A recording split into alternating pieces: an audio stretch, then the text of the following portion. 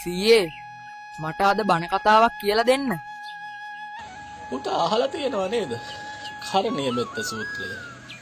අද මම කියලා දෙන්නම් ඒ කතාව. දවසක් පුතේ අපේ බුදුරජාණන් වහන්සේ වැඩ සිටින කාලේ භික්ෂූන් වහන්සේලා පිරිසක් අපේ ලෞතර බුදුරජාණන් වහන්සේගෙන් මේ භාවනා කරන්න උපදෙස් ලබාගෙන වනාන්තරයට වැඩම කර භාවනා කරන්න පටන් ගන්නවා. වනාන්තරයේ අධිග්‍රහිත අමනුෂ්‍ය පිරිසක් හිටියා. ඒ අතර පර්වත, වෘක්ෂ විමාන කරගත් යක්ෂයෝ, අමනුෂ්‍යයෝ, මිත්‍යා දෘෂ්ටික දෙවිවරු පිරිසක් හිටියා පුතේ. මේ ස්වාමින් වහන්සේලා බොහොම සිල්වත්. ඒ නිසා එයාට ඉහළින් ඉන්න බැරි වුණා. ඒ නිසා මේ අයට ස්වාමින් වහන්සේලා ගැන ලොකු වෛරයක් ඇති වුණා පුතේ. මොකද මේ අය ධර්ම අවබෝධයක් ලැබුපු අය නෙවෙයි. මේ අය එකතු වෙලා ස්වාමින් වහන්සේලා පන්වන්න ලොකු උපක්‍රමය දෙවුවා. පුතේ නපුරු රූපමවමින් දුර්ගන්ධය වහනය කරමින් නපුරු ශබ්ද කරමින් බිය ඇති කරා. ඉතින් සීයේ ඒ හාමුදුරුවරු බය වුණාද? ඔව් පුතේ.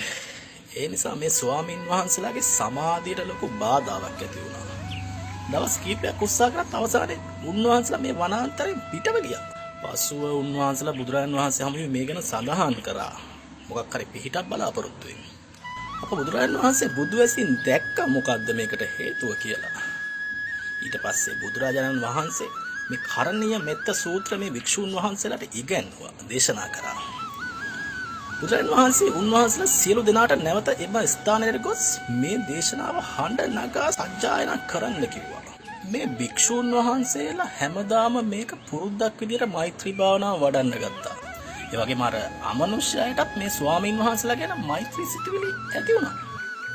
අන්න ඒ නිසාම වස් කාලය අවසන් වෙනකොටම මේ ස්වාමින් වහන්සේලාට ධර්මය අවබෝධ කරගන්න පුළුවන් වුණා. එතකොට සීයේ මෛත්‍රී භාවනාවේ අපි කරන්නේත් මේක නේද? මේ සූත්‍රයේ තියෙන්නේ මෛත්‍රී වැඩිම ගැන. මෛත්‍රිය වඩන අයට දෙවියන් ප්‍රිය වෙනවා. ඒ නිසායි අපේ බුදුහාමුදුරුවෝ අපිට කිව්වේ හැමෝටම මෛත්‍රී කරන්න කියලා.